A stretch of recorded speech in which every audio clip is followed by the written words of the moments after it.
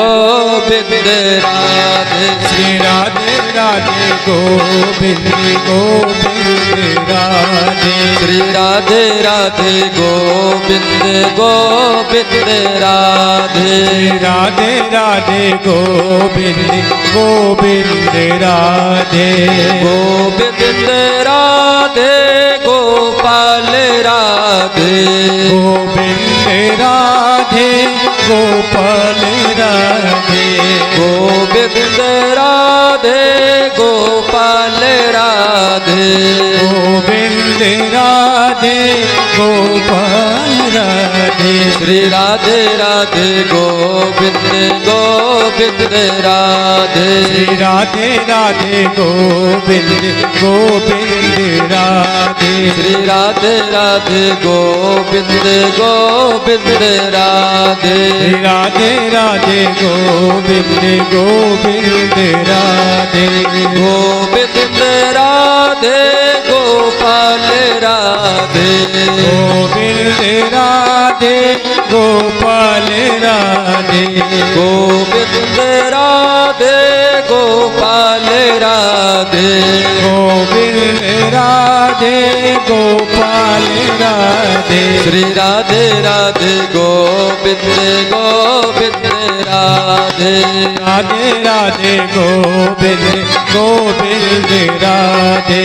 श्री कृष्ण गोविंद हरे मुरारी। श्री कृष्ण गोविंद हरे मुरारी। हे नाथ नारायण वासुदेवा। हे नाथ नारायण वासुदेवा। श्री कृष्ण गोविंद हरे मुरारी। श्री कृष्ण गोविंद हरे मुरारी। हे नाथ नारायण वासुदेवा। हे नाथ नारायण वासुदेवा। श्री राधे राधे गोविंद गोविंद राधे। श्री राधे राधे गोविंद गोविंद राधे। श्री राधे राधे गोविंद गोविंद राधे। श्री राधे राधे गोविंद गोविंद राधे। गोविंद राधे गोपाल राधे। गोविंद राधे गोपाल राधे। गोविंद राधे गोपाल राधे। गोविंद राधे गोपाल राधे। श्री राधे राधे गोविंद गोविंद राधे। श्री राधे राधे गोविंद गोविंद राधे। श्री राधे राधे गोविंद गोविंद राधे। श्री राधे राधे गोविंद गोविंद राधे। बोल राधा रानी सरकार की जय। गौर मुकुट वंशी वाले की जय। सांवले सरकार की जय। उमापति महादेव की नमः। पार्वती पतये हर हर महादेव। आज कथा का तृतीय दिवस। आपने कभी विचार किया कि जहां भी भगवान की कथा होती है उससे पहले भजन क्यों होता है, क्यों कीर्तन किया जाता है? कथा पहले प्रारंभ क्यों नहीं की जाती? कथा पहले इसीलिए प्रारंभ नहीं की जाती क्योंकि यह मन जो है बड़ा चंचल है। अभी यहाँ रहेगा तो कुछ ही क्षण में कहीं और चला जाएगा। ऐसे ही यह भागता रहेगा। मन एक दूसरे जगह जाता रहेगा। तो मन को जब अस्थिर करेंगे तब जाकर तो भगवान की प्राप्ति होगी, तब जाकर तो भगवान की कथा में मन लगेगा। इसीलिए सर्वप्रथम कीर्तन किया जाता है। और रामचरितमानस में बाबा भी लिखते हैं। क्या लिखते हैं बाबा? कहते हैं कि कल युग केवल नाम आधारा। कल युग केवल नाम आधारा। सुमेरे नर उतरहि पारा। सुमेरे सुमेरे नर उतरहु पारा। कल युग केवल नाम आधारा। कल युग केवल नाम आधारा।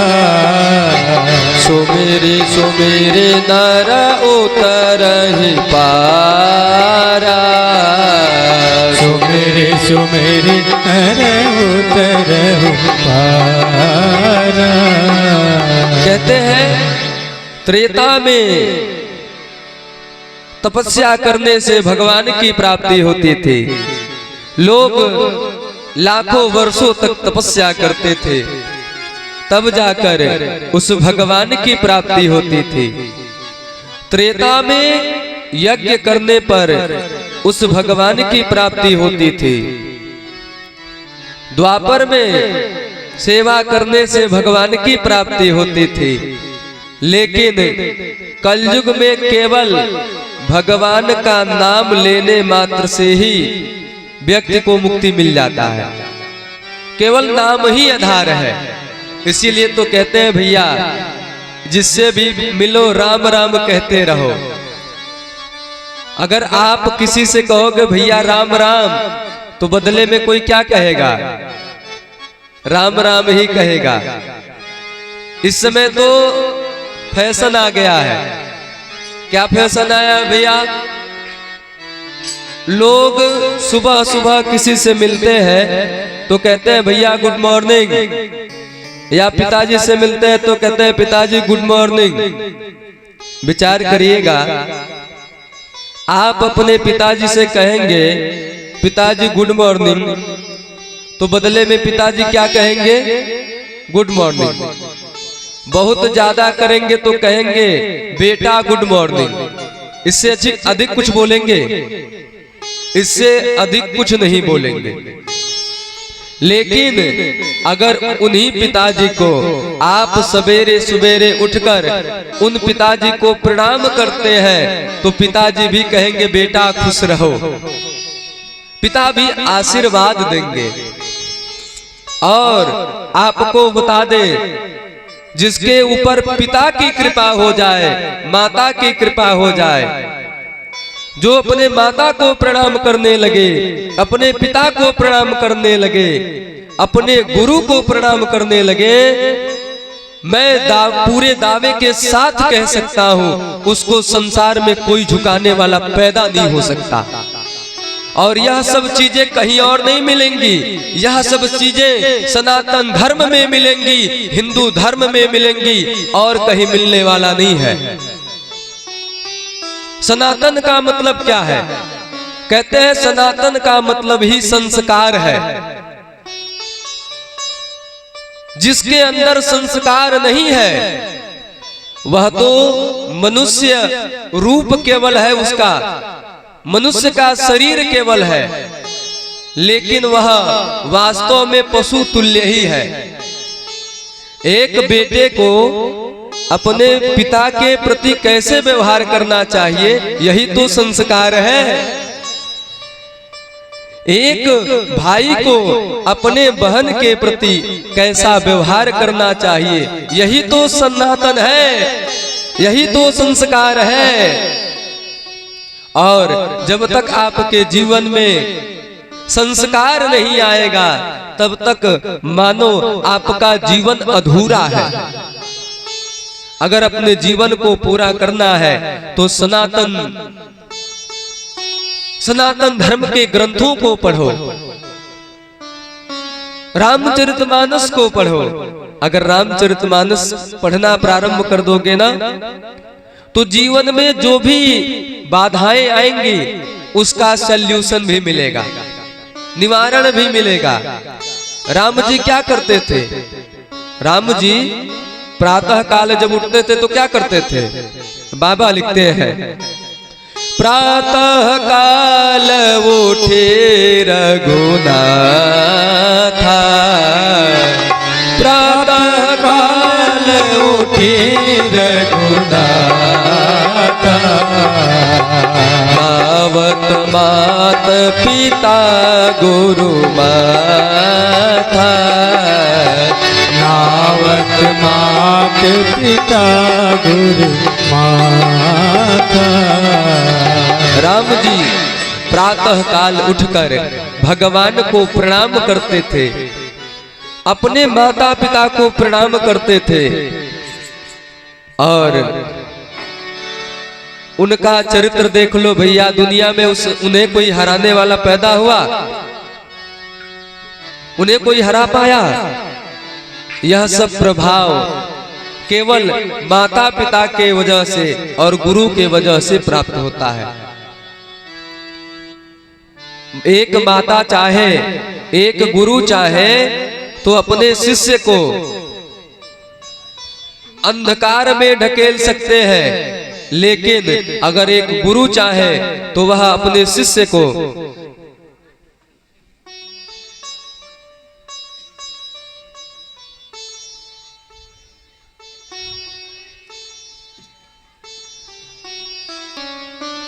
उठकर अपने माता पिता गुरु जी को प्रणाम करते थे।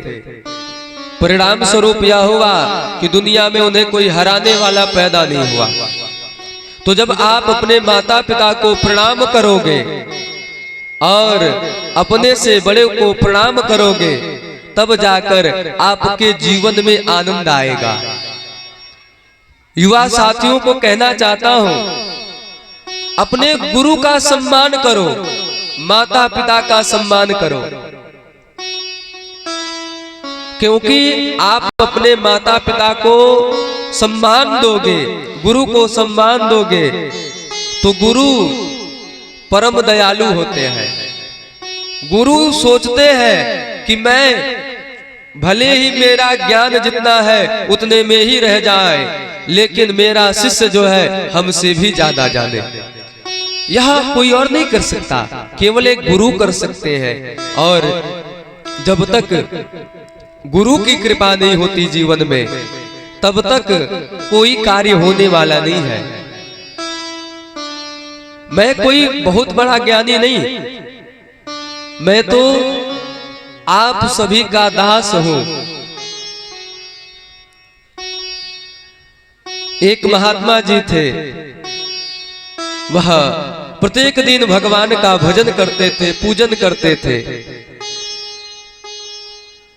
एक दिन कुछ बालक लोग आए और उन महात्मा जी से लगे कहने, महाराज आप प्रत्येक दिन भगवान का भजन करते हो, लेकिन आज मैं आपसे पूछना चाहता हूं कि क्या आपके पास वास्तव में ज्ञान है, या आप ऐसे ही लोगों को मूर्ख बना रहे हैं। महात्मा जी का नाम था मौनी बाबा। मौन रहते थे, कुछ नहीं बोलते। अब वह बच्चे लगे कहने, देखो महाराज, बाबा जो है यह लोगों को मूर्ख बना रहे, कुछ ज्ञान नहीं है इन्हें। जब बार बार महात्मा जी को लगे कहने बच्चे, तो महात्मा जी को लगा कि अब यह संत का अपमान कर रहे हैं, और जो संत का अपमान करता है वह जीवन में कभी आगे नहीं बढ़ पाता। महात्मा जी सोचे कि अब मुझे कुछ करना चाहिए। उधर से ही एक गधा आ रहा था, और जैसे ही वह गधा उनके पास आया, मौनी बाबा तुरंत, वो जो महात्मा थे, तुरंत उस गधे के ऊपर हाथ रखे, वह गधा भी वैदिक मंत्र बोलने लगा। उसी प्रकार से मेरे जीवन में भी, मैं भी बहुत अज्ञानी हूँ, लेकिन जब गुरु की कृपा हुई तो मैं भी आपके सामने शिव महापुराण की कथा बोलने लगा। गुरु की बड़ी कृपा होती है, इसीलिए तो कहते हैं कि सारे तीर्थ धाम आपके चरणों में, सारे तीर्थ धाम आपके चरणों में, हे गुरुदेव प्रणाम आपके चरणों में, चरणों में सारे तीर्थ धाम आपके चरणों में। हे गुरुदेव प्रणाम आपके चरणों में, चरणों में। सारे तीर्थ धाम आपके चरणों में। हे गुरुदेव प्रणाम आपके चरणों में।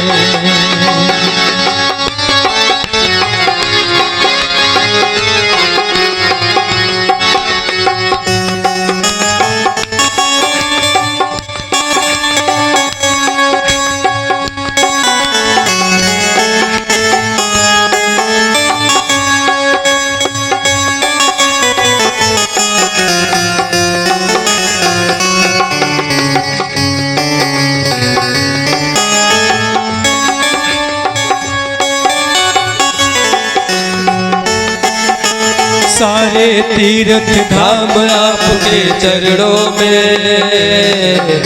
हे गुरुदेव प्रणाम आपके चरणों में, चरणों में। सारे तीर्थ धाम आपके चरणों में।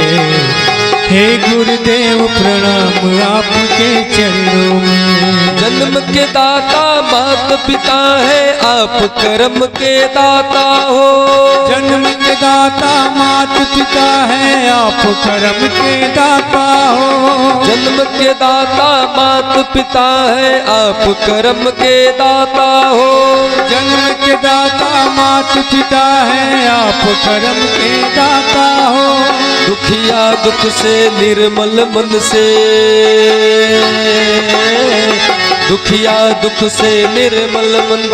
हे गुरु ब्रह्मा हे गुरु विष्णु हे शंकर भगवान आपके चरणों में।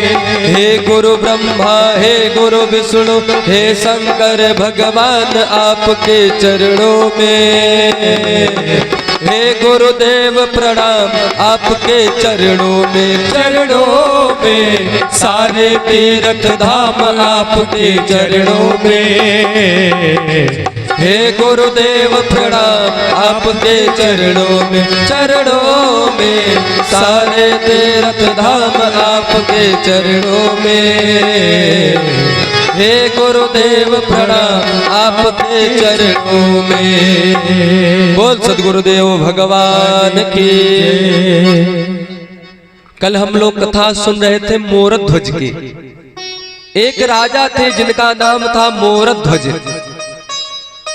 वह अपने धर्म को नहीं झुकने दिए, अपने धर्म के लिए अपने पुत्र का बलिदान दे दिए, लेकिन धर्म को उन्होंने झुकने नहीं दिया।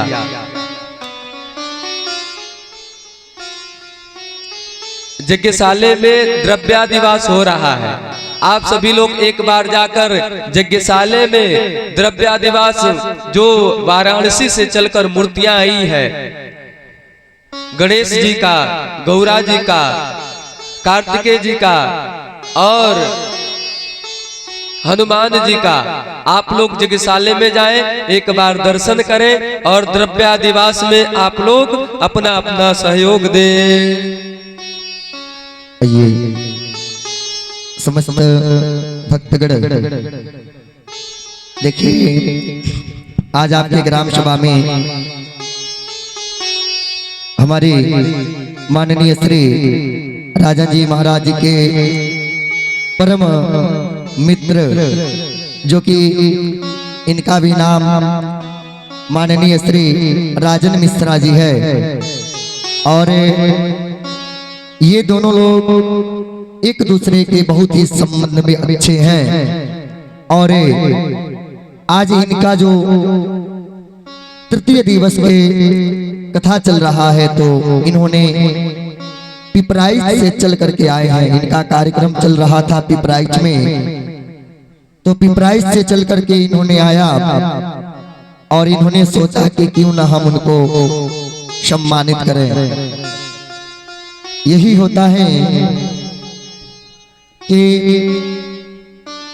कहा गया है कि एक दूसरे का सम्मान करना ही बहुत बड़ा मूल रत्न है। महाराज इन्होंने देखिए अपने अनुष्ठान से छूट करके पुनः आपके ग्राम सभा में आए हुए हैं, जो कि दोनों लोग का नाम एक सेम ही है, माननीय श्री राजन मिश्रा जी और माननीय श्री राजन पांडे जी। तो हम चाहेंगे कि आप सम्मानित करें। आप लोग प्रेम पूर्वक से ताली बजा देंगे, क्योंकि आपके ग्राम सभा में भी एक कथावाचक आए हुए हैं, दूर से चल करके आए हुए हमारे माननीय श्री राजन मिश्रा जी।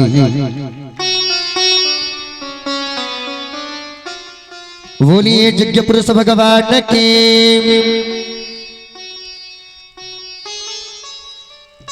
झूम ह्रीं मां स्वस्ति न इंद्रो वृद्धसर्वाः स्वस्ति नः ओखां स्मग्मेताः स्वस्ति नगारिष्टो अरिष्टनेमिः। ओम मल्यादिनी सुगन्धिनी मल्यादिनी वै प्रमो मया हर्तानि पुष्पाणि पूजार्थं प्रतिगृह्यताम्। बहुत ही सुंदर भक्तगण। हम चाहेंगे कि हमारे मित्र, हम भी राजन और इनका भी नाम राजन ही है। अभी हम चाहेंगे कि ये भी अपने मुखार बिंदु से आप लोगों को कुछ ना कुछ सुनाए। राधे राधे श्याम। हरि ओम। वर्णानामर्थसंघानां रसानां छन्दसामपि मंगलानां च कर्तारो वन्दे वाणी विनायको। भोले यज्ञ नारायण भगवान की। चलिए सब लोग एक बार बाबा भोलेनाथ का आप जयकारा लगेंगे, बाबा के दरबार में आए। बोले हर हर महादेव, हर हर महादेव। बहुत सुंदर। यह महाराज आपकी ग्राम सभा में जैसे एक अंधेरे में उजाला कर दिया जाए महाराज, वैसे आपके ग्राम सभा में महाराज जी का प्रादुर्भाव हुआ। महाराजा श्री आपकी जन्मभूमि है और आप जैसे कपिल भगवान स्वयं आसन पे विराजमान होकर के और अपने माता देवहूति को कथा सुनाए, उनका उद्धार हुआ। जैसे गोकर्ण जी महाराज अपने पूरे ग्रामवासी को एकत्र करके और कथा सुनाए, कथा के माध्यम से पूरी ग्रामवासी का उद्धार महाराज जी के द्वारा हुआ। जैसे मर्यादा पुरुषोत्तम श्री रामचंद्र जी अपने पूरी अयोध्या वासी को, यहाँ तक कि अयोध्या का एक जो तृण था, एक एक तिनका था, महाराज वो भी बैकुंठ को चला गया। बहुत सारे उदाहरण हैं ऐसे। तो ऐसे यह आपकी ग्राम सभा में माघी मठिया में यह एक दीपक के समान महाराजा श्री हैं। और धन्यवाद आप परमात्मा का करें, धन्यवाद आप भोलेनाथ का करें कि महाराजा श्री आपके ग्राम सभा में आप सबको एकत्र करके, और जो आज तक इस ग्राम सभा में नहीं हुआ था महाराजा श्री ने आज किया। कहा जाता है कि कहने को तो एक जैसे कि तुलसी बाबा रामचरितमानस की रचना की है, और रचना करने के बाद से देश विदेश में उनकी रचनाएं हुई, देश विदेश के लोग उनको जाने पहचाने। तुलसी बाबा के मन में विचार आया कि थोड़ा सा मैं अपने जन्मभूमि पे जाऊं, और तुलसी बाबा अपने जन्मभूमि पे जैसे गए तो वहां के लोग दूर से ही कहे कि हाँ आत्माराम दुबे का लड़का आवा था, यानी कि तुलसी बाबा ख्याति चारों तरफ पाए, उनका प्रचार प्रसार चारों तरफ हुआ, सबने उनको सम्मान किया। लेकिन जैसे अपने गांव में गए, अपने जन्मभूमि पे गए, तो लोग कहे कि यार वह आत्माराम दुबे का लड़का आया था। तुलसी बाबा वहीं कलम निकाले और वहीं लिखे कि तुलसी वहां न जाइए जहां जन्म की ठान। लेकिन हम सब कहते हैं क्या कि तुलसी वही पूजाइए जहां जन्म की ठान। तुलसी यानी कि वही पूजाइए जहां आपका जन्मभूमि है। पहले वहां पे आप पूजनीय होइए, वहां पे आप सम्मान पाइए, और जब वहां आपको सम्मान मिल जाएगा तो दुनिया के चराचर में आप रहेंगे, कहीं भी रहेंगे महाराज, तो आपका झंडा अमर रहेगा। प्रभु हम भी शरणागत हैं, स्वीकार करो तो जाने। समय नहीं इतना, महाराज श्री का समय नहीं लेना चाहेंगे। और अंतिम रचना है कि हम पतित को पावन सरकार करो तो जाने। प्रभु हम भी शरणागत हैं, स्वीकार करो तो जाने। प्रभु हम भी शरणागत हैं, स्वीकार करो तो जाने। बस इतना ही कहना चाहूंगा। जय श्री राधे श्याम, जय हनुमान जी महाराज। हर हर महादेव। हर हर महादेव।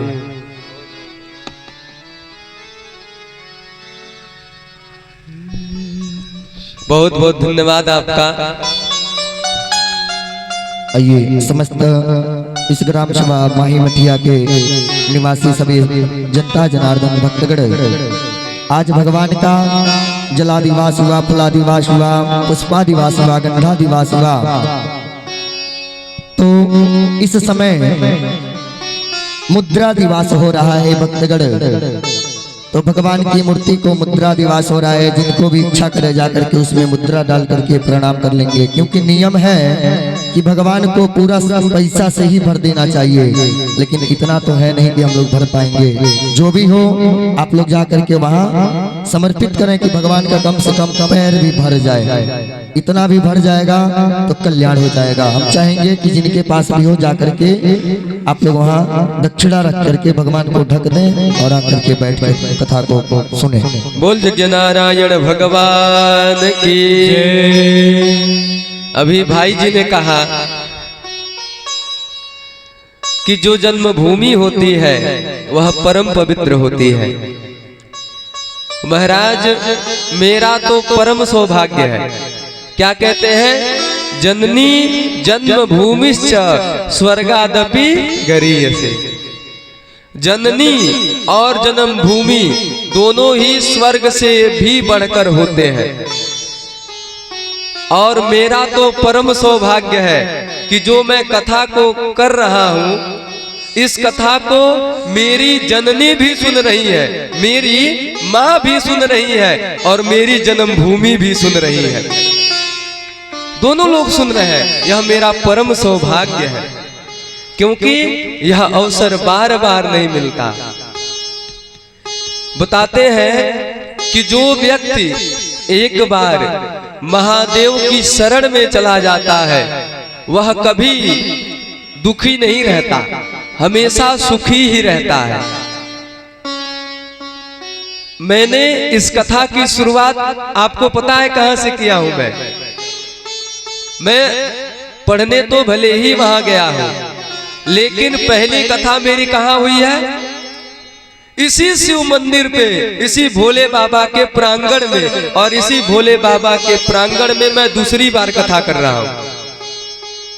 तो जो एक बार महादेव के शरण में चला जाता है, महादेव उसे कभी खाली आने नहीं देते। महादेव की महती कृपा है। इसीलिए तो कहते हैं एक लोटा जल सारे समस्या का हल। आप प्रत्येक दिन सुबह उठिए और भोले बाबा को एक लोटा जल जरूर चढ़ाए। एक लोटा जल में कुछ लगने वाला है? भैया सुबह उठो, स्नान करो और महादेव के दरबार में जाओ और ओम नमः शिवाय, ओम नमः शिवाय, ओम नमः शिवाय कहते हुए भोले बाबा के मंदिर में जल को चढ़ाओ। जो प्रत्येक दिन भोले बाबा के मंदिर में जल चढ़ाता है, उसके जीवन में जो भी बाधाएं आती है वह महादेव हर लेते हैं। बताते हैं कि जो पुरुष, जो बालक विद्या की कामना से भगवान का पूजन करते हैं,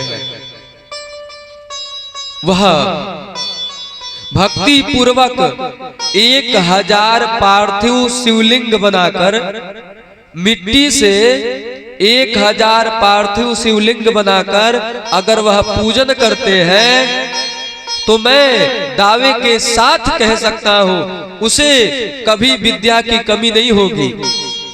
उसको महादेव इतना विद्या प्रदान कर देंगे, ज्ञान प्रदान कर देंगे कि वह जीवन भर पूजित रहेगा।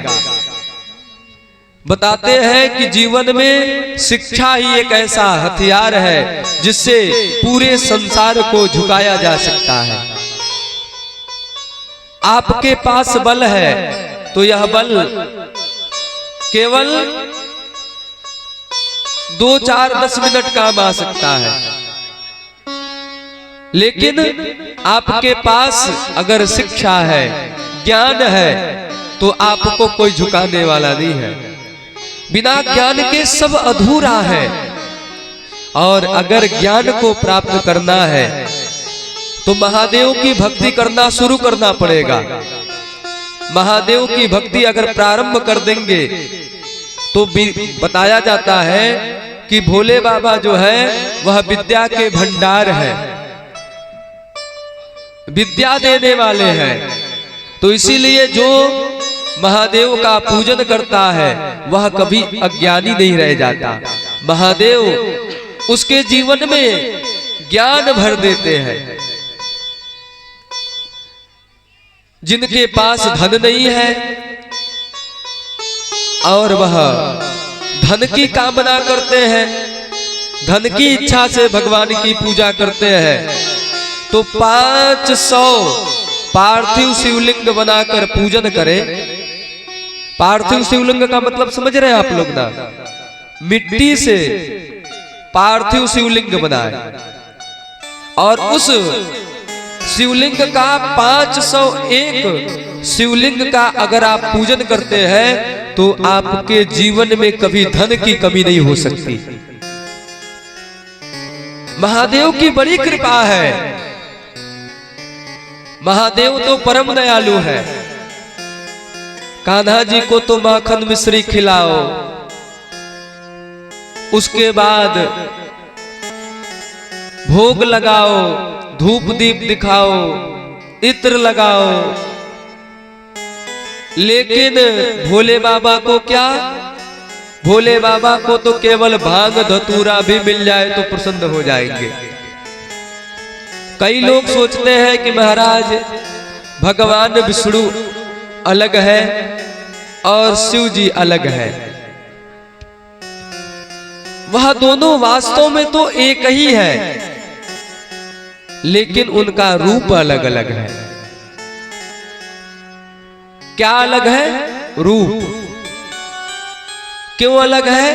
कहते हैं हरि हर एक है दोनों। हरि का मतलब क्या हुआ? भगवान विष्णु। और हर हर महादेव कहते हैं ना, तो कहते हैं हरि हर एक है दोनों, ना ये कम है ना वो कम है।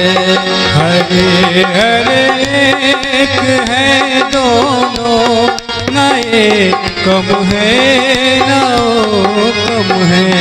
हरि हर एक है दोनों, ना ये कम है ना वो कम है। हरे हरे एक है दोनों, ना एक कम है ना वो कम है। अंतर क्या है? क्या अंतर है? उमा की बात वो माने, रमा की बात ए माने।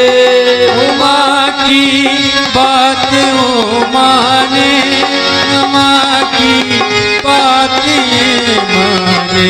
ससुर घर दोनों रहते हैं, ससुर घर दोनों रहते हैं, ससुर घर दोनों रहते हैं। ससुर घर दोनों रहते हैं। विष्णु भगवान कहाँ रहते हैं?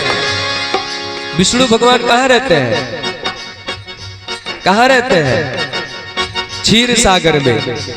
अब भोले बाबा हिमालय पे। पार्वती जी के पिताजी का क्या नाम था? हिमालय जी थे ना। लक्ष्मी जी कहां से प्रकट हुई है? कहां से प्रकट हुई है? समुद्र से प्रकट हुई है ना। तो ये भी ससुर घर रहते, वो भी ससुर घर रहते हैं। क्या अंतर है? उमा की बात ए माने, रमा की बात वो माने। उमा की बात माने, रमा की बात वो माने। रमा की बात वो माने, रमा की बात वो माने। ससुर घर दोनों रहते हैं, ससुर घर दोनों रहते हैं। ना ये कम है ना वो कम है। ना ये कम है ना वो कम है। हरि हर एक है दोनों, ना ये कम है ना वो कम है। हरे हरे एक है दोनों, ना एक कम है ना वो कम है। हरि हर एक है दोनों, ना ये कम है ना वो कम है। हरे हरे एक है दोनों, ना एक कम है ना वो कम है। और क्या अंतर है? कहते हैं ए पीते भांग का प्याला, पीते भांग का प्याला। भोले बाबा क्या पीते हैं? भांग पीते हैं ना। पीते हैं कि नहीं भांग? एक बार जोर से हाथ उठा के बोलेंगे हर हर महादेव। हर हर महादेव। ए पीते भांग का प्याला, ए पीते भांग का प्याला। ओ पीते प्रेम रस प्याला, ओ पीते प्रेम रस प्याला। ओ पीते प्रेम रस प्याला। ओ पीते प्रेम रस प्याला। नशे में दोनों रहते हैं, नशे में दोनों रहते हैं। ना ये कम है ना वो कम है। ना ये कम है ना वो कम है। नशे में दोनों रहते हैं, ना ये कम है ना वो कम है। नशे में दोनों रहते हैं, ना ये कम है ना वो कम है। हरि हर एक है दोनों, ना ये कम है ना वो कम है। हरे हरे एक है दोनों, ना ये कम है ना वो कम है, ना ये कम है ना वो कम है। बोल उमापति महादेव की जय। नमः पार्वती पतये हर हर महादेव। हरि हर दोनों एक है, अंतर नहीं है। अंतर क्या है कि ये भांग का प्याला पीते हैं और ये प्रेम का प्याला पीते हैं। भोले बाबा को भांग चढ़ा दो तो भोले बाबा प्रसन्न हो जाएंगे, लेकिन मेरे कन्हैया को प्रेम से बुला दो तो मेरा कन्हैया प्रसन्न हो जाएगा। मेरा कन्हैया केवल प्रेम से प्रसन्न हो जाएगा, क्योंकि कन्हैया तो कहता है प्रेम का भूखा हूं मैं, प्रेम ही एक सार है, प्रेम से भज लो मुझे तो इस भव सागर से बेड़ा पार है। केवल आप प्रेम से भगवान को भज लोगे तो भगवान इस भवसागर से पार कर देंगे, इस भवसागर से पार उतार देंगे। देखिए महाराज, जीवन में कर्म बहुत जरूरी है। बिना कर्म किए कोई काम बनने वाला नहीं है। अगर आप केवल भाग्य के भरोसे बैठ जाते हैं तो कोई काम बनने वाला नहीं है। केवल भाग्य के वजह से कुछ होने वाला नहीं है। देखिए ये हमारे परम मित्र जो राजन जी, जब उनको पता चला कि हमारे ग्राम सभा में कथा हो रही है तो वो कहे कि भाई जी हम जरूर आएंगे और आकर जरूर 2 शब्द कहेंगे और अपने वाणी को जरूर रखेंगे और कथा को जरूर श्रवण करेंगे। अच्छा, मित्रता होती कैसी है? ऐसा नहीं है कि किसी को कह दे मित्र तो वह मित्र हो जाए। मित्रता कैसी होनी चाहिए? मित्रता कैसी होनी चाहिए?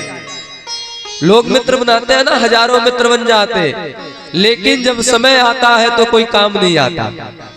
समय पर किसी को बुलाओ तो कोई आता नहीं, होता है ना। मित्रता कैसी होनी चाहिए? मित्रता सुदामा और कृष्ण की तरह होनी चाहिए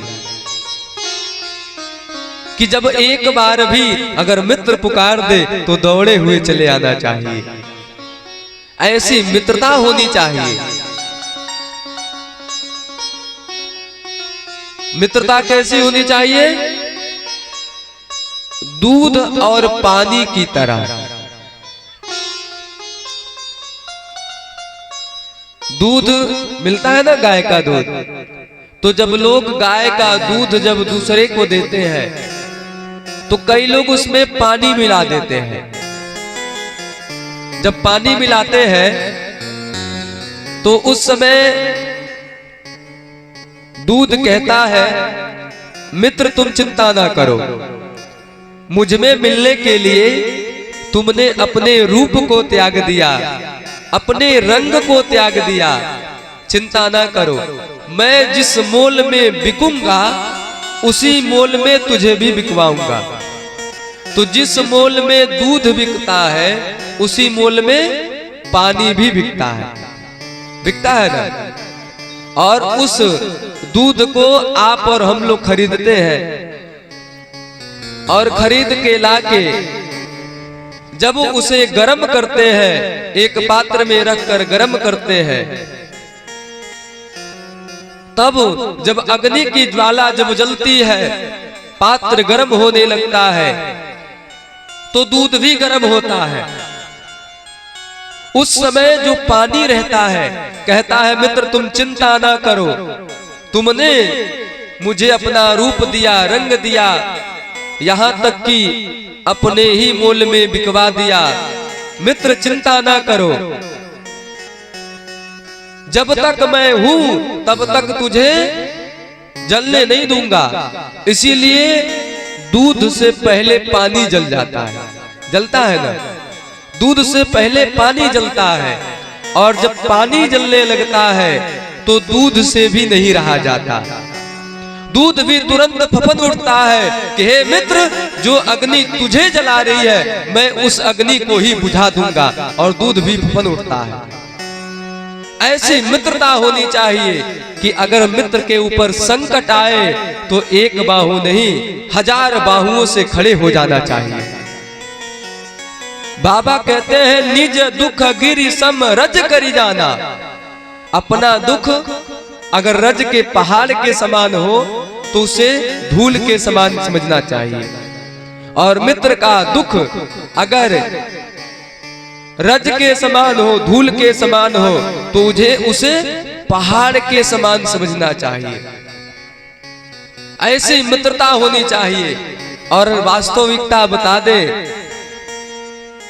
जिससे एक बार मित्रता हो जाती ना, वह कभी भूलता नहीं। एक महात्मा जी कहते हैं गुलाब के महक को चुराया नहीं जाता, सूरज की किरणें छिपाया नहीं जाता। गुलाब है तो महकता है, तो उसके महक को कोई छिपा नहीं सकता। सूर्य भगवान उदय हो रहे हैं तो उनके प्रकाश को कोई नहीं छिपा सकता। गुलाब के महक को चुराया नहीं जाता, सूरज की किरणें छिपाया नहीं जाता।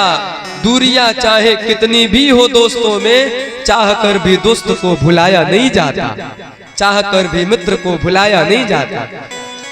ऐसी मित्रता होनी चाहिए। श्री कृष्ण और सुदामा की तरह मित्रता होनी चाहिए। सुदामा जी ने कभी कोई शिकायत नहीं किया कृष्ण जी से, वह सदा ही प्रेम भाव रखे।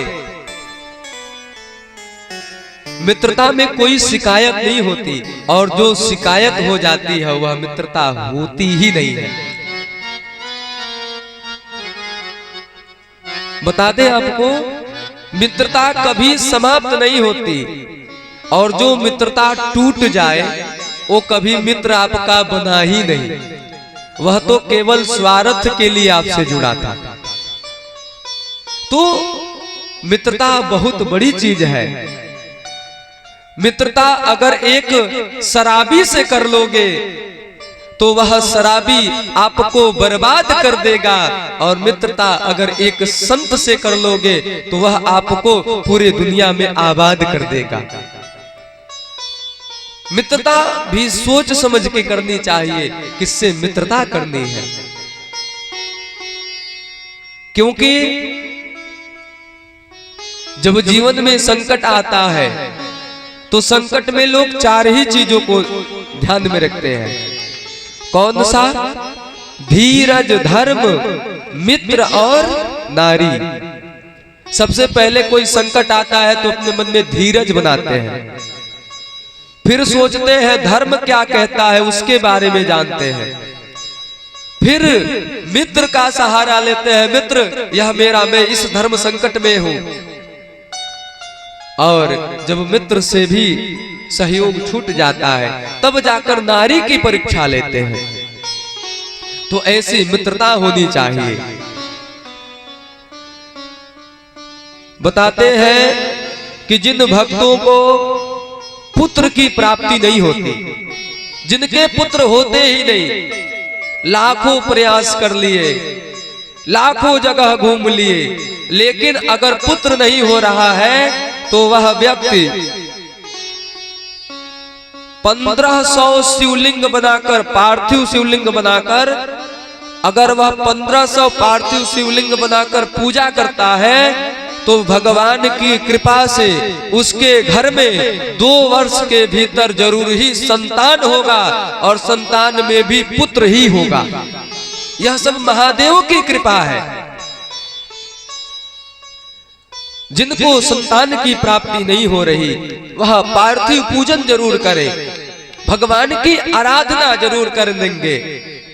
अगर आप भगवान की आराधना करते हो तो भगवान की कृपा से आपके घर में संतान जरूर होगा। बताते हैं जिनके पास रहने के लिए भूमि ना हो, जगह ना हो, वह दर दर भटकते हो कि मुझे कहीं जगह मिल जाए, कहीं मैं रह जाऊं।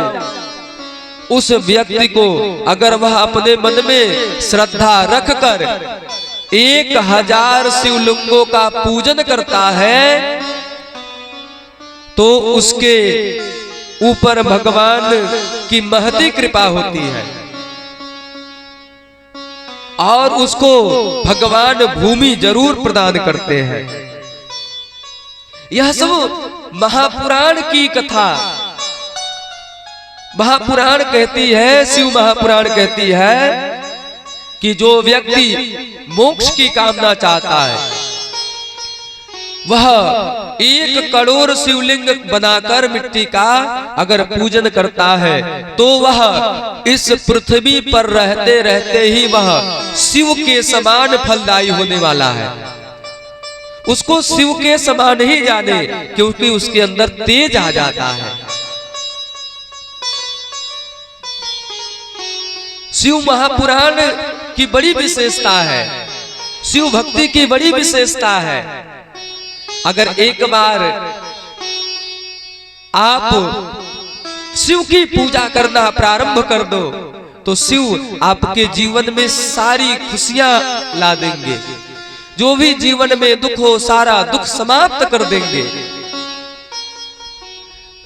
जब समुद्र मंथन हुआ तो उस समय क्या निकला? अमृत निकला ना। अमृत कौन पिया? देवता लोग। अमृत से पहले क्या निकला? विष। विष को किसने पिया? महादेव ने। विष को कोई पीने वाला नहीं था। तो देवता लोग अमृत पिए तो देव कहलाए और भोले बाबा विष को पिए इसीलिए महादेव कहलाए।